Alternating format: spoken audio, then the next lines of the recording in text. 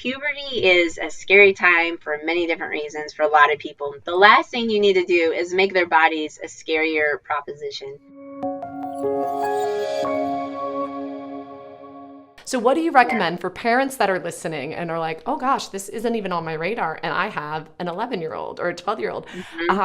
What do you recommend? Do you recommend that they do Creighton NFP? Do you do a full on? Do you have a more child Yeah. friendly? What do you recommend? Yeah. Well, I think that's a great question. So I deal mostly with the crate model in my practice. So of course, my natural inclination is to refer them to, a crate model practitioner where they can learn about their bodies. Of course, things get streamlined a little bit differently for them. We do teach them about pregnancy because it is important.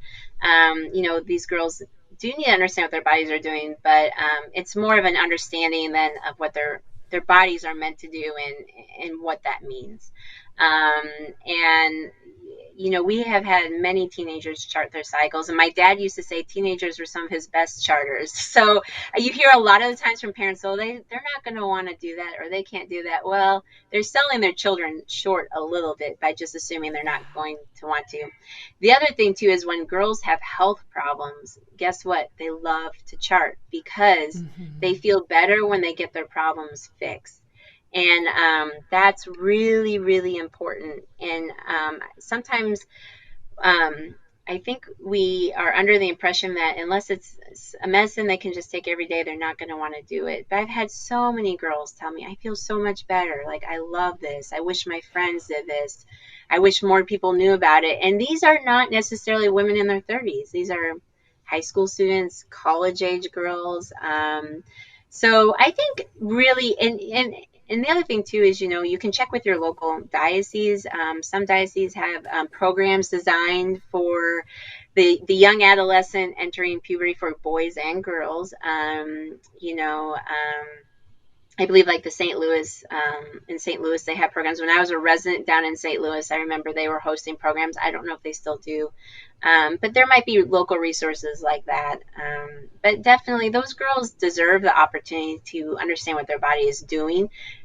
Puberty is a scary time for many different reasons for a lot of people. The last thing you need to do is make their bodies a scarier proposition. No. Give them the tools and the information so that they can go forward and understand what's going on and not be afraid of their bodies. Yeah.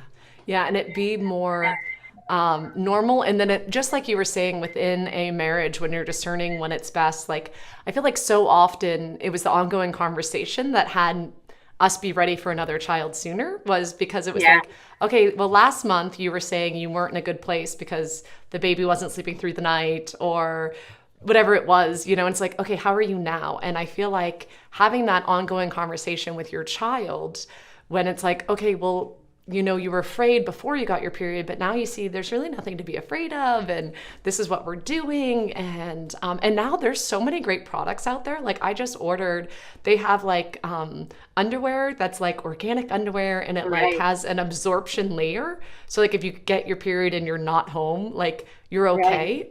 And it like makes it less scary, or like reusable organic pads that you can just wash or whatever.